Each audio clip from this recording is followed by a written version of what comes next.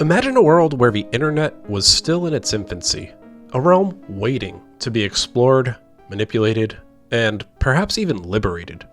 It was against this backdrop that a group of visionary hackers emerged, pushing the boundaries of what was possible both technically and ideologically.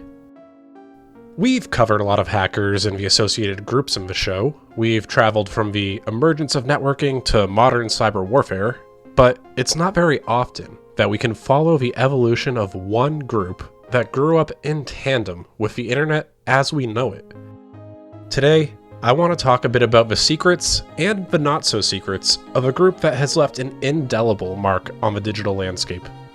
I'm inviting you on a trip through an episode that takes us back to the genesis of cyber activism, where code met counterculture and innovation blended with subversion. I'm John Cordes, and for my first episode back, I'm inviting you to come with me to ask the question, what the shell is the cult of the dead cow?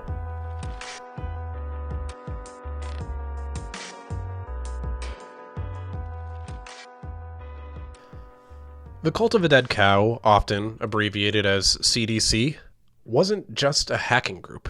It was a gathering of brilliant and innovative minds with a mission to challenge authority, promote free speech, and maybe inject a healthy dose of chaos into the establishment.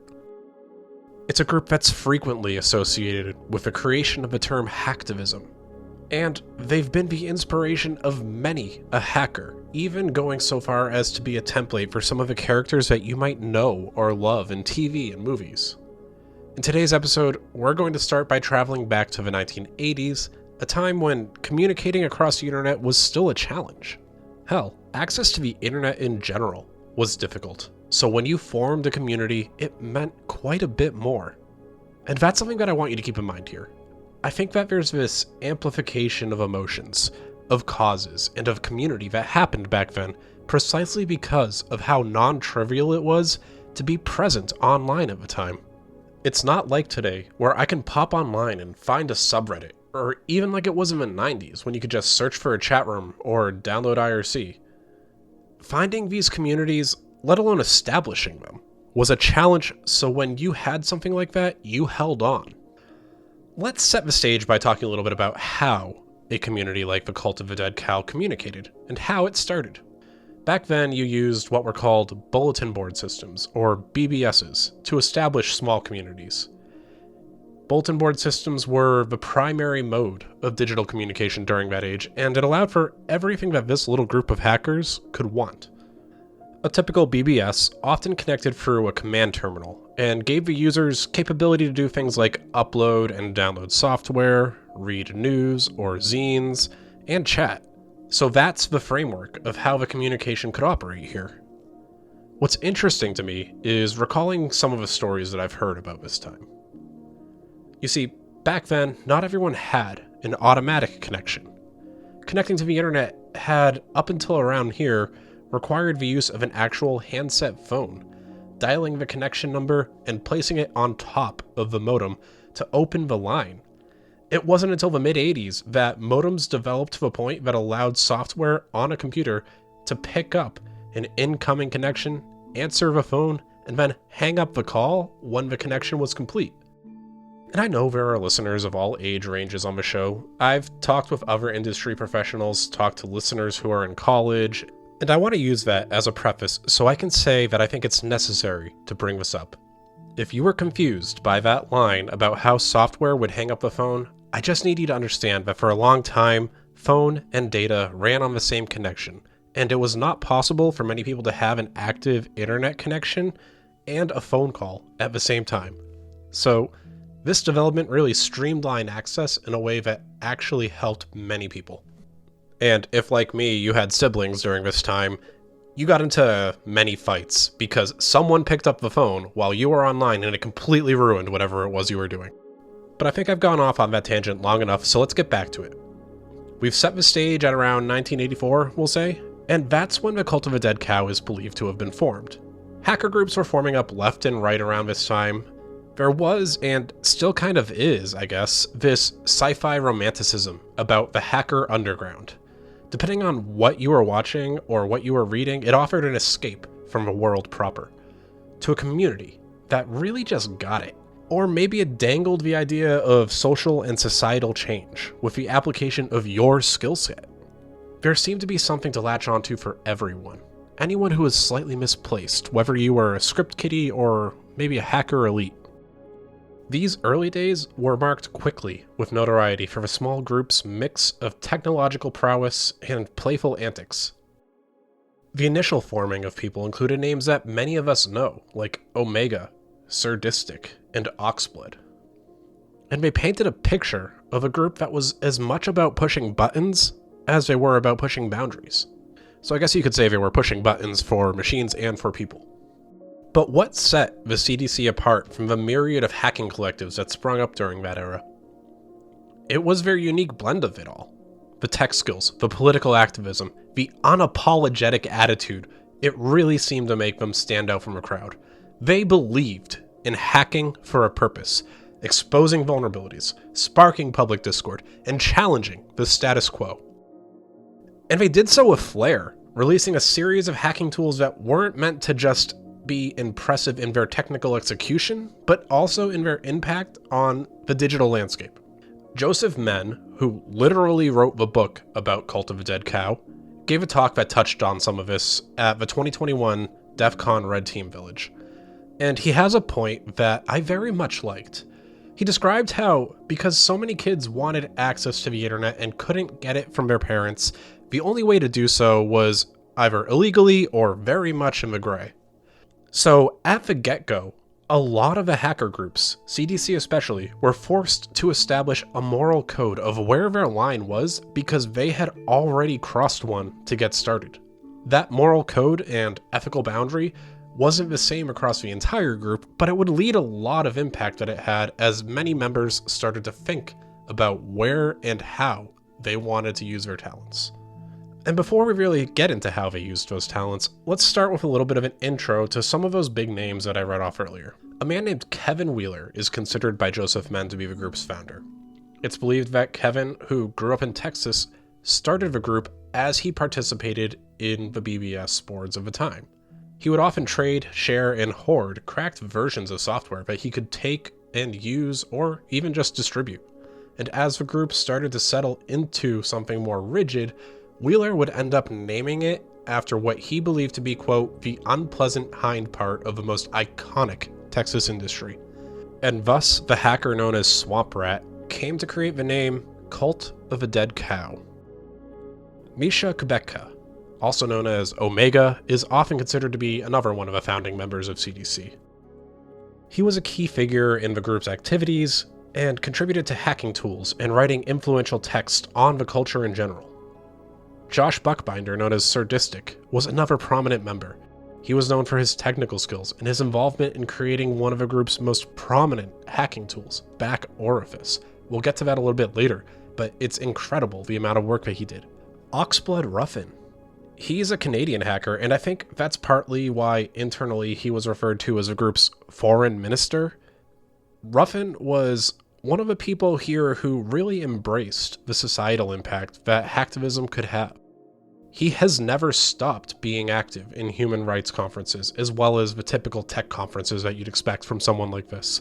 His real name is Joel Furr, and he was an early member of the CDC and played a crucial role in shaping the group's philosophy. That philosophy is going to be important later, and he was an advocate for digital rights, privacy, and online free expression. Those are just 4 of the early members. We'll touch on some of the other members as well later on in the episode, but I think I wanted to lay the groundwork that this started as a small group that wasn't just about hacking for the sake of it. They had a philosophy that revolved around using technology as a tool for social change. I mean, they also did share cracked games and software, but what do you expect? As I mentioned earlier, they were pioneers in the concept of hacktivism, using their technical skills to challenge oppressive regimes, fight for online privacy, and highlight the importance of free expression in the digital realm. So now that we have a small glimpse into who they are, let's start a little bit about what they actually did to gain the notoriety that came with it. One of the first times the group really began to make ripples was in the early 1990s, when they decided, much like many groups before and many groups after, the Church of Scientology was to be their target. Now, for this next part, I want to let you know that you can go to the Cult of the Dead Cow website, cultdeadcow.com, and find the communications that they would release. They keep an archive of everything they put out there. So, on June 4th, 1995, there was a communication published at 7:19 p.m. from Swamp Rat. I'll read it off to you right now. It says, quote, "For immediate release. For more information, contact srat@cascade.net." And on a side note, I do wonder if that email is still valid. A statement from Cult of the Dead Cow, CDC Communications. "It is our belief that L. Ron Old Mother Hubbard is to be held accountable for the deaths of thousands of innocent men, women, and children in the killing fields of Phnom Penh, as we suspect that Pol Pot was a Scientologist. We believe that L. Ron Hubbard is actually none other than Heinrich Himmler of the SS, who fled to Argentina and is now responsible for the stealing of babies from hospitals and raising them as super soldiers for the purpose of overthrowing the US federal government in a bloody revolution. We fear plans of a Fourth Reich to be established on our home soil under the vise-like grip of oppression known as Scientology. In order to preserve our way of life and keep the torch of freedom lit for future generations, we feel it's our duty as responsible world citizens to declare war on the so-called Church of Scientology. As future developments occur, we will broadcast them to the free world as soon as possible. Thank you for your time. S. Rat, Fearless Leader." Ultimately, not a lot is really known about the campaign in terms of how serious it was and what they did. I'd imagine it was along the lines of data harvesting and service interruption, but there's always a possibility that it stretched out even further than that. I wasn't able to find much about it, even looking for communications after that. Let's flash forward a year or so, because in 1996, a crucial piece of hacker history happened: the publishing of the essay titled "The Conscience of a Hacker," or as I think many other people know it, the Hacker Manifesto. A hacker by the name of The Mentor published this manifesto after his own arrest, and it was amplified by many of the hacker zines at the time and many of the groups, along with the CDC. Honestly, I think we could use the manifesto as a starting point for many episodes, just delving into its impact, but the down and dirty of it is that it posited that there is a point to hacking that extends beyond the selfish desires to steal, damage, exploit, or harm other people, and that technology should be used to broaden our horizons, not constrict it. There was this idea that there was a responsibility to use hacking to try to keep the world free. In a word, hacktivism. I think I'd like to continue to move up the timeline to the late 90s with what was perhaps one of the more famous accomplishments of the group. It was the development of a tool called Back Orifice. Back Orifice was one of the first major controversies surrounding this group. The tool itself, sometimes shortened to BO, was something that enabled a user to gain complete control over a computer that was running Windows. So at the time, that would have been control over Windows 98, maybe 95.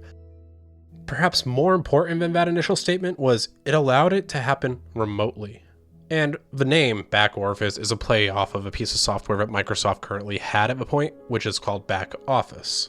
The group developed it, created it, and used it, but it didn't just stop there. That year at DEF CON, which would have been DEF CON 6, I think, it was revealed to the public and handed out on CDs the weekend of August 1st. So they had one of the best mic drop moments in DEF CON history by showing up with the easy-to-use tool, handing it out, and forcing Microsoft into a corner to fix their operating system. See, when I was researching Surdistic, I found his view on the tool, and it was, quote, "BO was supposed to be a statement about the fact that people feel secure and safe. Although there are wide, gaping holes in both the operating system they're using and the means of defense they're using against hostile code." I mean, that was my message. It's even been reported that Surdistic's claim was allegedly privately commended by some of the employees and engineers at Microsoft. The tool itself was a Trojan horse kind of virus. This meant that the standard way in which it operated was that it was meant to be something disguised as a legitimate program or tool, and opened by the victim. 9 out of 10 times here we're talking about phishing. Phishing, you know, that thing that you have to take an annual training on every year, because even now, 25 years later, people still don't get that you shouldn't click or open anything that gets sent to you in an email without knowing what it is. Once it was opened, a set of scripts, or exploits, would open the ports that allow for remote connections to the internet and allow for the remote attackers who are there waiting to connect in and get even more access. In their official release of the tool, they would say, quote, that the main legitimate purpose for BO is remote tech support aid, employee monitoring, and remote administering. Not that back orifice won't be used by overworked sysadmins, but hey, we're all adults here. Wink. Back orifice is going to be made available to anyone who takes the time to download it. And this didn't go without Microsoft trying to discredit the CDC. I want to read a bit of the interactions that occurred in the forms of Microsoft press release regarding this situation, interspersed with the CDC's actual rebuttal that can be found on their website. It's a really entertaining read, and if you don't want to hear me listen to it, skip forward about a minute and you can go read it on the website. But I'm going to be flipping back and forth between what Microsoft said and what the CDC came back with. It's honestly pretty funny, so let's go. We'll start with Microsoft. On July 21st, a self-described hacker group known as the Cult of the Dead Cow released a tool called Back Orifice and suggested that Windows users were at risk from unauthorized attacks. The CDC? Actually, we released it on August 3rd. Incidentally, it's been downloaded at least 35,000 times as of 11:55 p.m. on August 7th. Microsoft takes this security very seriously and has issued this bulletin to advise customers that Windows 95 and Windows 98 users following safe computing practices are not at risk. This is simply false. Our view is no degree of safe computing practices can compensate for the security bugs or lack of functionality in Windows 95 and 98. And Windows NT users are not threatened in any way by this tool. For the present, but remember that the tool has only been around for less than a week, so...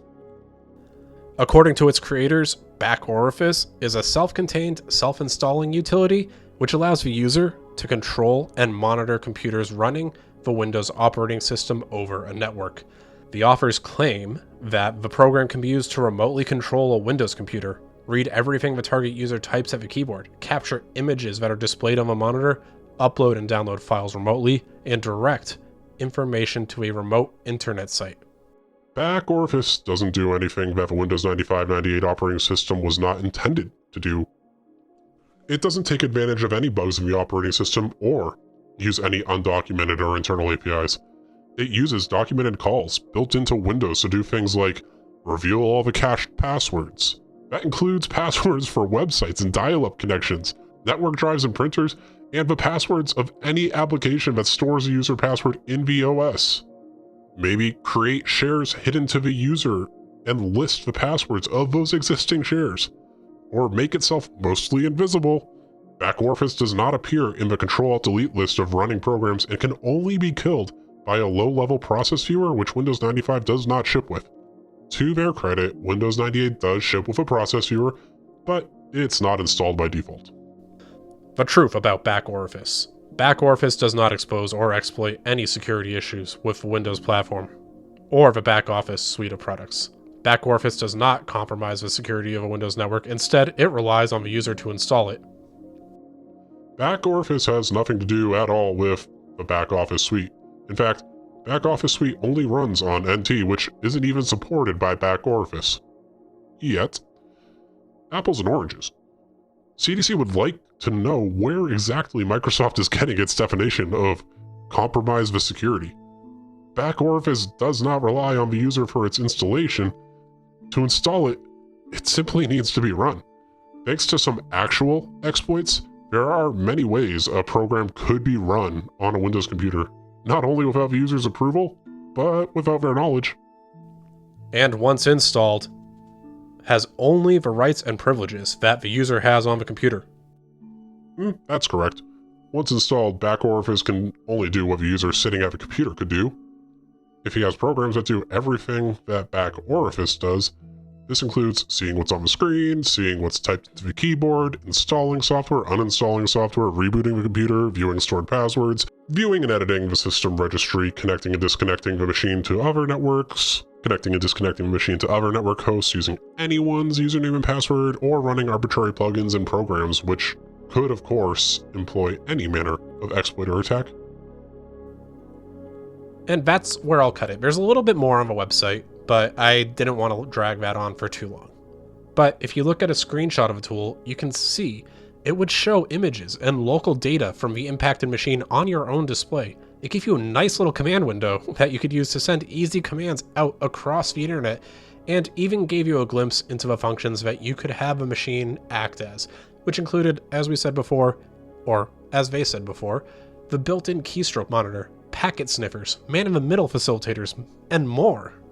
Now, this might sound bad, but I'm about to make it sound worse, because there's a thing we like to talk about in threat analytics called persistence.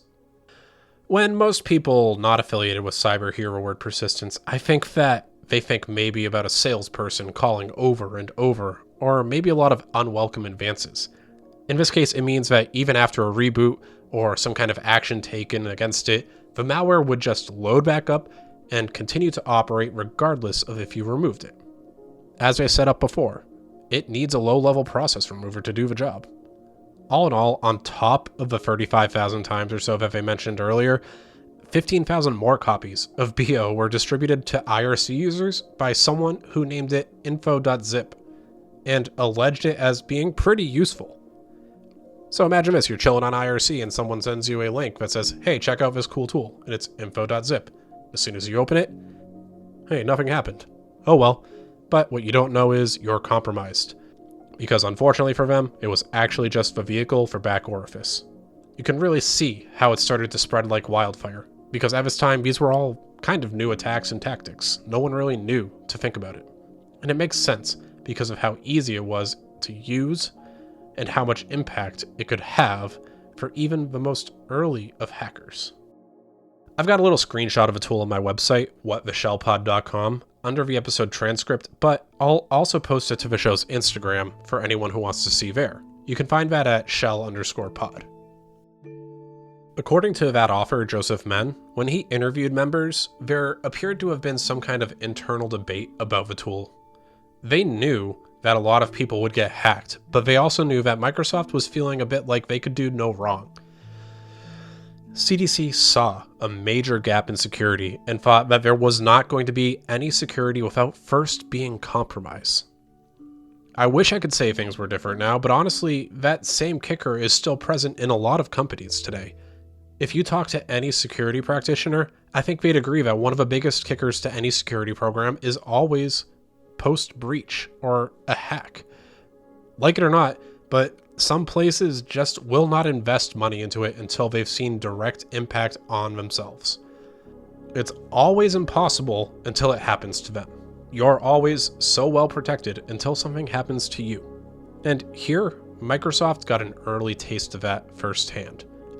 Even today, Microsoft is better than they were, but just last month, the CEO of Tenable accused them of not giving adequate attention to security issues that were found. And again, it was only when they were backed into a corner that the problem was actually addressed. After Back Orifice was released, the group was riding a bit of a wave of public notoriety. And honestly, based on what I've read, while they'd use that to further their message, I genuinely don't know that they cared as much about it because that wasn't the main goal of any of their antics. It was change. I'm going to move us up to 1999 because this was when a defining incident of hacktivism would occur.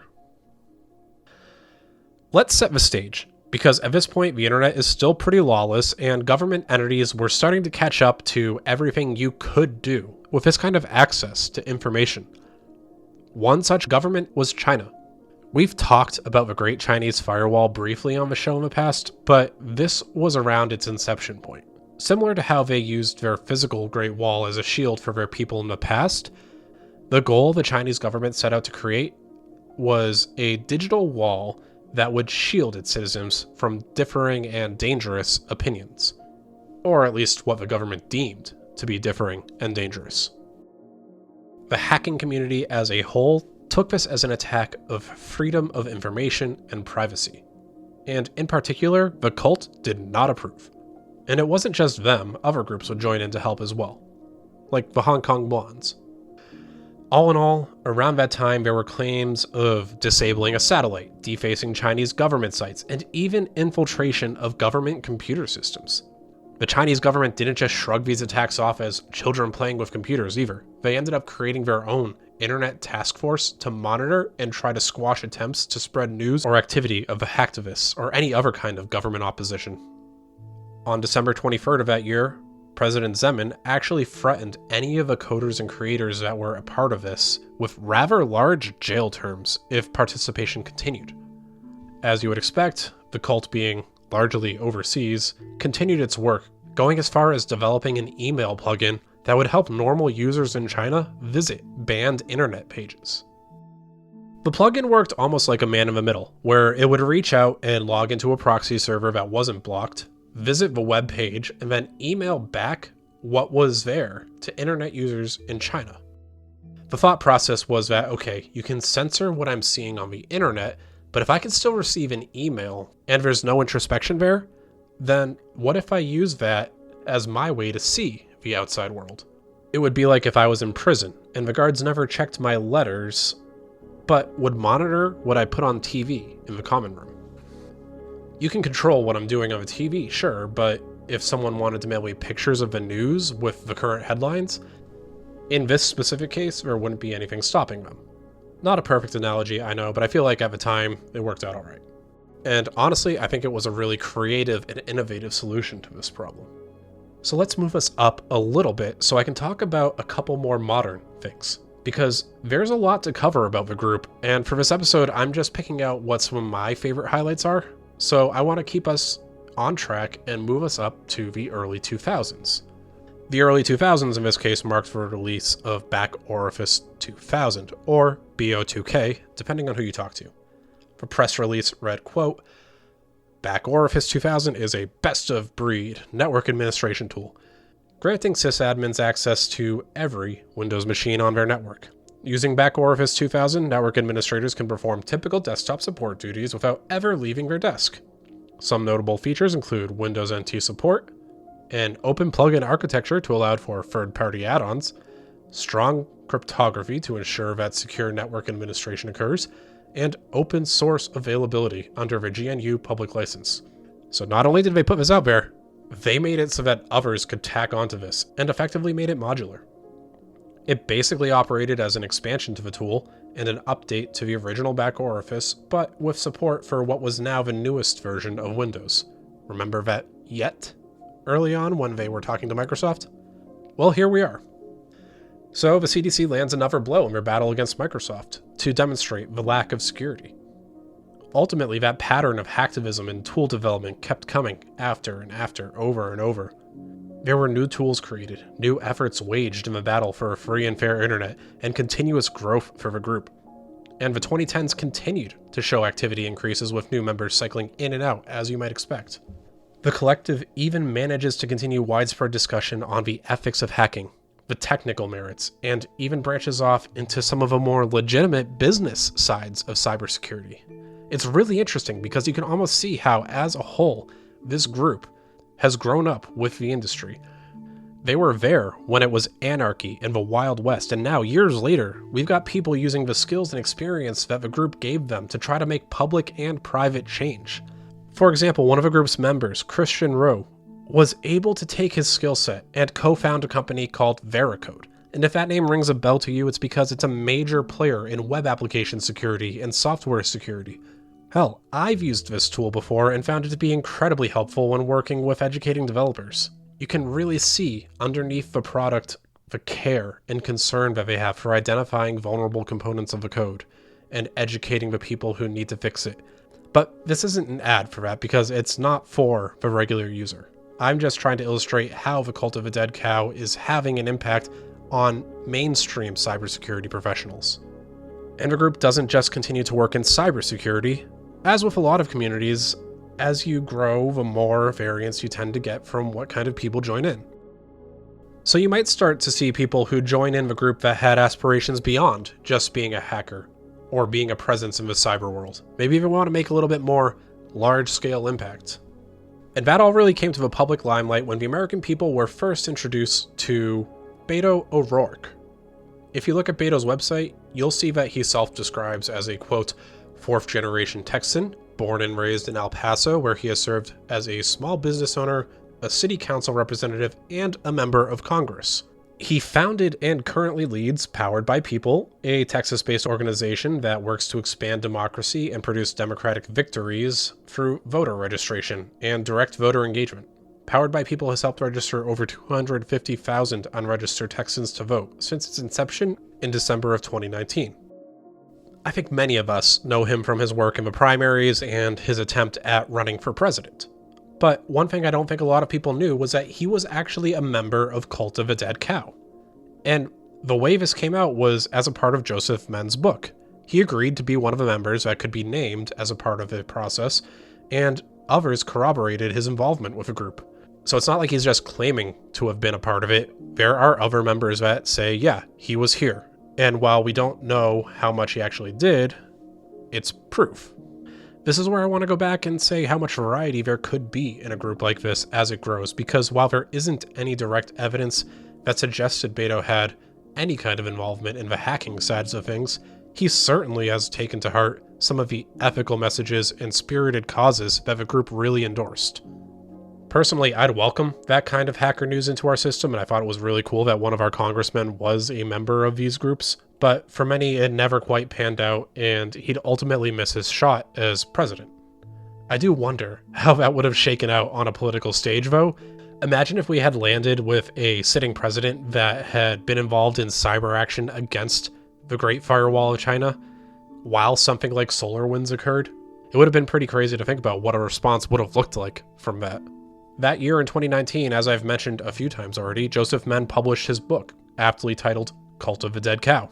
I'm going to include a link to it in the description, but it's definitely worth the read. So now, I want to take it to this past weekend, actually, because I think that at the time I'm recording this, Cult of a Dead Cow is getting ready to go to DEF CON this year and have something really great to share with everyone. This past weekend for you, a future weekend for me, would be DEF CON 31. Sadly, I wasn't able to make it this year, but I know there were a lot of you out there, so maybe you saw this presentation, and if you did, I'd like to hear from you. But Dead Cow is showing up with a new coding framework. This is coming from a Washington Post article that was shared in the show's Discord channel that I saw. And I want to thank the user DeWisco from our Discord, because they posted this, and it actually prompted me to bump this episode up ahead of the original planned episode. And here's a little self-promo, because if you want to maybe get a mid-episode credit like that, or even inspire an entire episode, participate in the show's Discord. The link is in the description, and I'd love to have you. It's the best place to hang out. So like I was saying, the cult is planning to show up and debuted a framework for secure social networking. The Post article brings up that the goal is messaging and social networking that won't keep a hold of your own personal data. They're using the existence of already out there tools like Signal and Tor to try to bring privacy back into your hands from the people that are scraping every bit of data they can on you. The key foundation here is a secure end-to-end encryption that makes decryption and interception that much harder for even nation-state level attackers. Ultimately, though, the tough part here, as with any framework adoption, is getting people on board. And I wonder if that's part of a reason we're seeing this as a Cult of a Dead Cow presentation. For lack of a better phrase, they're a name brand, and with that, they bring a line of credibility and fame.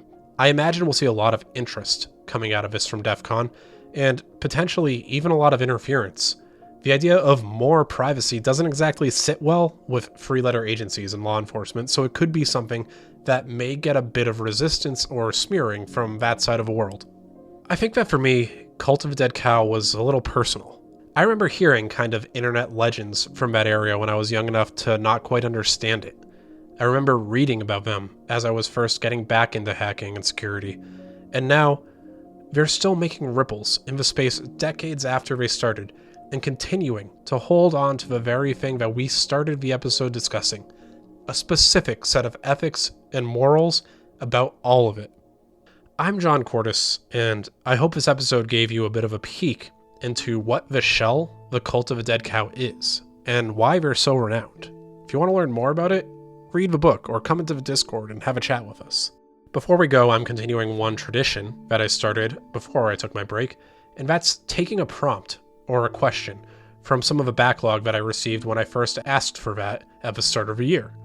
This one comes from a listener named Mackenzie on Instagram, and they asked me, have you ever had a personal kind of uh-oh moment where your cybersecurity skills were put to the test? And so while I was scripting this out, this kind of had me racking my head.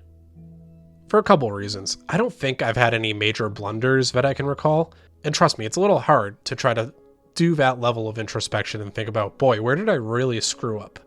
But I think I landed on two stories that I can kind of tell here. One was an uh-oh that caused my home lab to go down for quite a bit, and I'd had to restart the whole thing. And the other one was from my first job in network security. I think for this episode, I'll go with the network security one. This isn't too much of a blunder as a reminder that sometimes the solution in the problem is much simpler than you'd think. I think I was around 23 at the time, and working as a network security engineer. We had one kind of appliance that wasn't critical, but it was valuable in making sure that we could manage other vendors' access in and out of where they needed to be. I'm going to keep this vague because the technical details don't really matter, and I don't want to spill that out. It's also long enough later that I don't really know if that tool is still in use, or even if it still exists. But I digress. I was on call that week, and around 1 a.m. one Sunday morning, I got a page that our appliance was offline.